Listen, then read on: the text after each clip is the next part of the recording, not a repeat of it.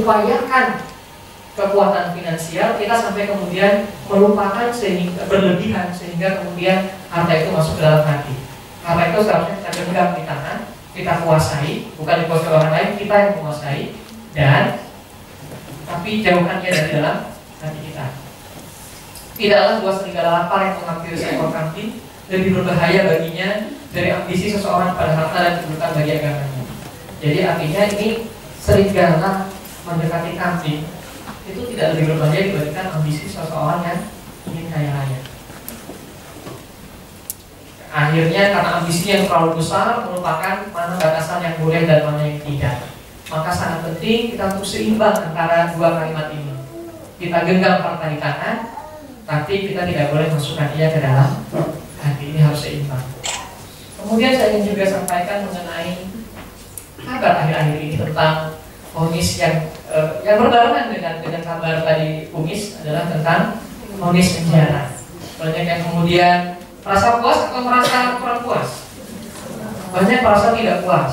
Tapi hati-hati betul bagaimana kita mengungkapkan ketidakpuasan kita. Ada yang bilang begini, wah kalau begitu lebih enak jadi koruptor. 31 miliar sama dengan 4,5 tahun penjara. Anggaplah hidup kita adalah 70 tahun kurang 4,5 tahun berarti 65,5 tahun. Karena 4,5 buat penjara. Tapi dapat 31 miliar kan? Nah ini hati-hati. Kita boleh kecewa vonisnya rendah. Kita sebagai rakyat boleh protes kepada pemerintahan kalau kita anggap itu tidak adil. Tapi jangan pernah kemudian kita berpikir, nanti menjadi koruptor. Hati-hati dengan kalimat itu. Hati-hati dengan kalimat itu. Kemudian kita berpikir, bahkan saya lihat komentar di Twitter itu macam-macam. Di Twitter kemudian yang sempat komentar begini, saya ngumpulin gaji seumur hidup aja nggak bakal dapat 31 M. Hati-hati.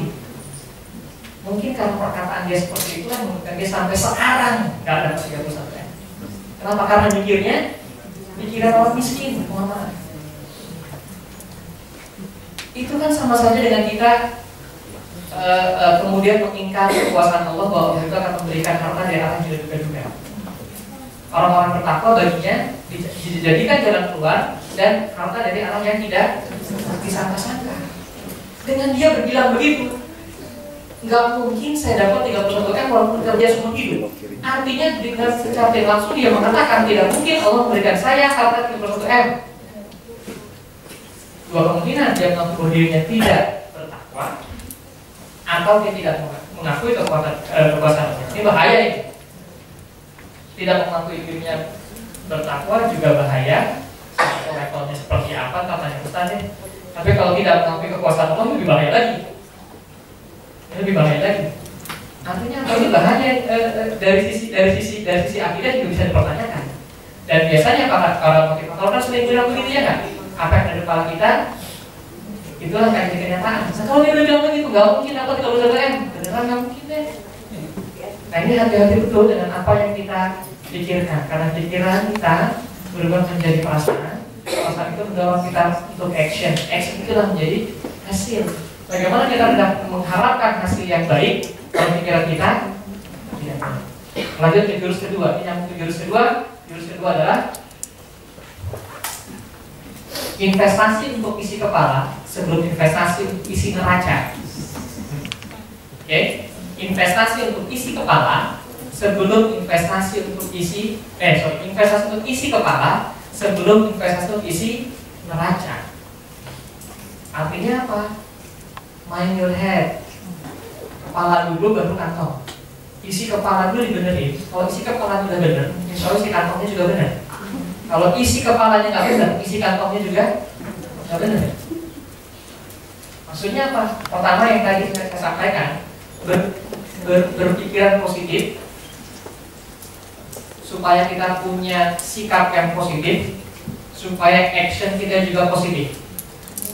Ketika kita mengatakan tidak mungkin saya dapat 31 miliar walaupun kerja seumur hidup, maka kesempatan walaupun ada sebetulnya, tapi kesempatan itu tidak terlihat. Tapi ketika kita bilang Allah Maha Kuasa, mungkin dengan jalan yang sekarang matematika manusia tidak dapat 31 M, Sekarang takdirnya gaji saya 10 juta, nggak mungkin dapat 31 M seumur hidup misalnya. Tapi kan besok bisa jadi saya akan jadi menteri gaji 45 juta, atau saya udah punya tumis. Misalnya, gitu kan? Artinya jangan pernah menutup kemungkinan. Berusaha semaksimal mungkin dalam matematika manusia dan berharap semaksimal mungkin dalam matematika Allah yang segalanya itu serba mungkin. Setuju? Itu yang namanya, yang saya bilang adalah work hard, pray hard.